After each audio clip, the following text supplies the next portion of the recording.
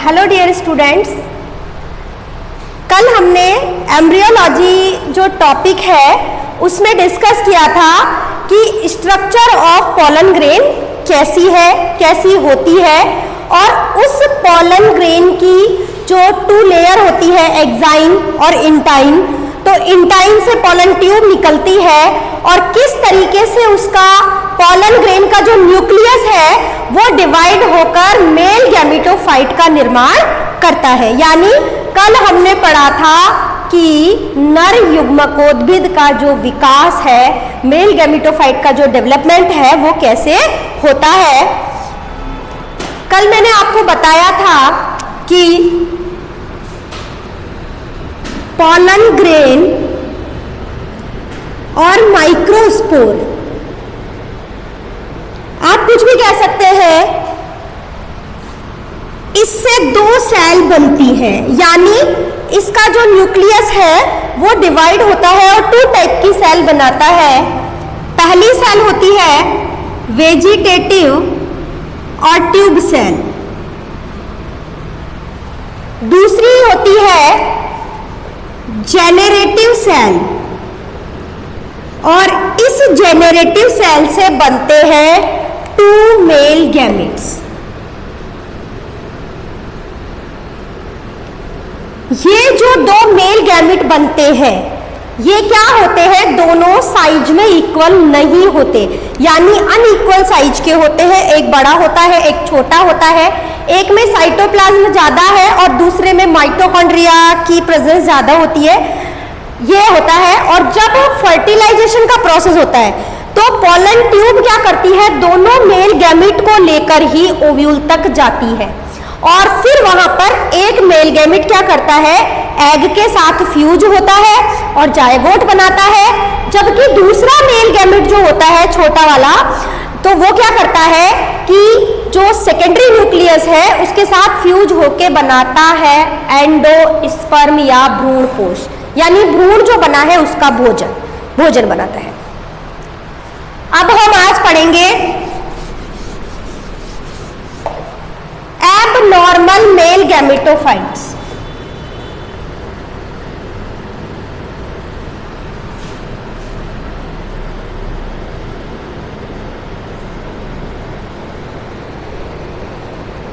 यानी अपसामान्य नर युग्मकोद्भिद।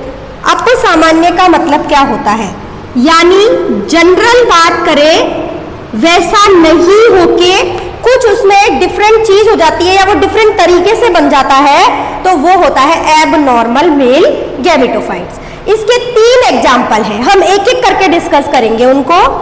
पहला है साइपरेसी फैमिली में।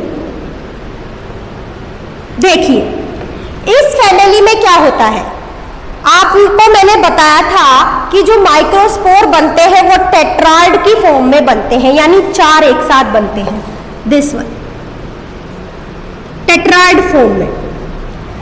अब यहां जो साइपरेसी फैमिली है वहां पे क्या होता है कि इस फैमिली में टेट्राइड के रूप में बनते तो हैं लेकिन साइटोप्लाज्म का डिवीजन नहीं होता है आगे, और इन चार में से तीन जो होते हैं वो डीजनरेट हो जाते हैं, माने नष्ट हो जाते हैं।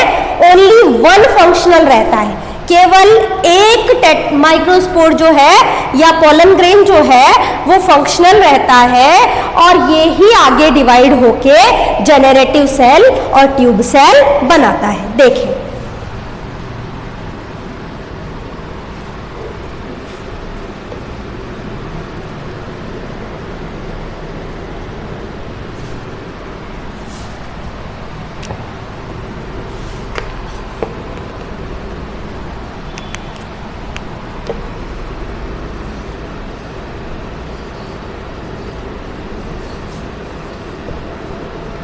ये बाइलेयर्ड टेट्राइड फॉर्म में चतुष्क बना है, टेट्राइड। ये देखिए ये टेट्राइड है,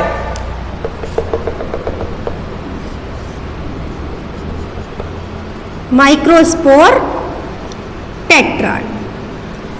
इनमें से तीन डीजनरेट हो जाएंगे ये नीचे वाला ओनली वन फंक्शनल रहता है, 3 डिजेनरेट हो जाते, नष्ट हो जाते।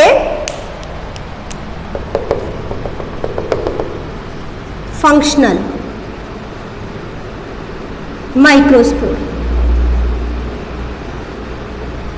और ये 3 जो है वो डीजेनरेट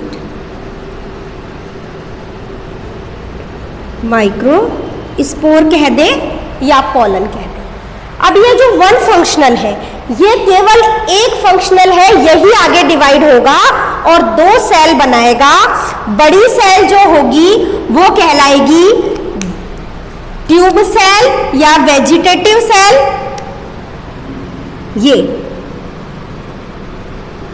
ये सेल कहलाएगी वेजिटेटिव या ट्यूब सेल, जबकि जो नीचे की तरफ होगी वो छोटी सेल होगी, ये वाली,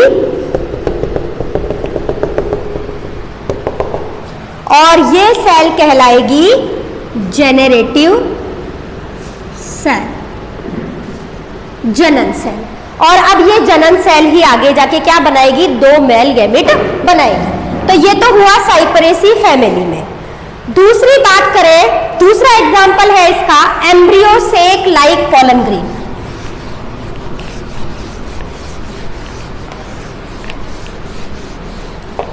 embryo sac like pollen grain.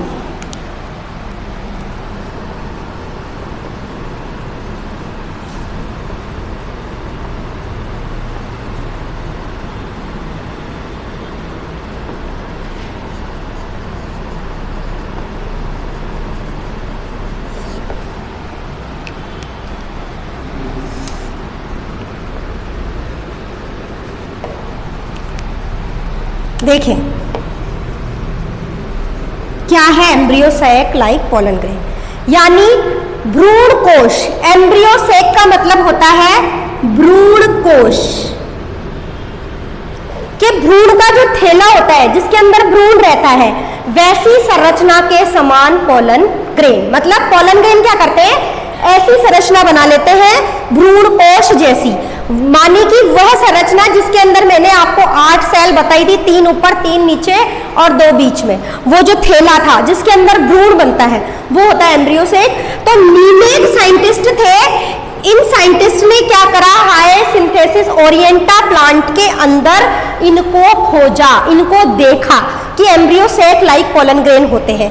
तो इस प्लांट में क्या होता है कि ये जो पॉलन ग्रेन होते हैं, ये पॉलन ग्रेन क्या करेंगे कि एम्ब्रियो सेक लाइक स्ट्रक्चर बना लेते हैं, भ्रूण कोश सदस्य संरचना बना लेते हैं। और फिर उसके अंदर क्या होता है, जो न्यूक्लियस होता है वो न्यूक्लियस 1 टाइम 2 टाइम डिवाइड होता है, वही 8 सेल बन जाती है। और 8 सेल जब बन जाती है तो वही पोजीशन होती है 3+2+3 वाली। ये देखिए एम्ब्रियो सेक लाइक स्ट्रक्चर, इसमें 3 सेल ऊपर होगी एंटीपोडियल सेल, 2 सेल बीच में होगी और नीचे की तरफ वही 3 सेल एग एपरेटर्स के रूप में पाई जाती है।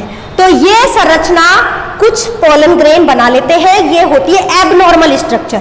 तो ये देखिए ये है एम्ब्रियो सेक, ये थैला, ये है एंटीपोडियल,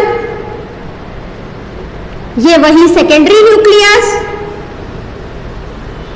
और ये वही एग एपरेटर्स। इस तरीके से संरचना बना लेता है। अब तीसरा और लास्ट एग्जाम्पल है इसका एम्ब्रियोइड लाइक पॉलन ग्रेन या embryo like pollen grain. Embryoids कह दो, एम्ब्रियो कह दो, लाइक पॉलन ग्रेन। देखिए सर्वप्रथम गुहा और माहेश्वरी ने, बहुत इंपॉर्टेंट क्वेश्चन है ये, जनक भी है एम्ब्रियोलॉजी के, इंडियन जनक है गुहा और माहेश्वरी। गुहा एंड माहेश्वरी, सर्वप्रथम गुहा और माहेश्वरी ने धतूरे के एंथर्स को, किसके एंथर को? धतूरा एंथर्स को किस पर उगाया? कल्चर मीडिया पर।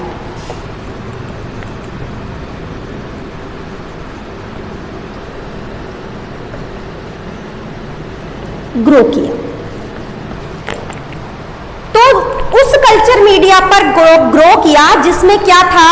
उस मीडिया के अंदर काइनेटिन, बायोटिन, कोकोनट मिल्क, सारी चीजें थी।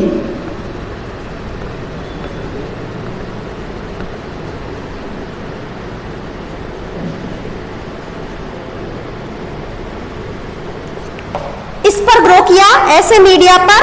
और क्या किया?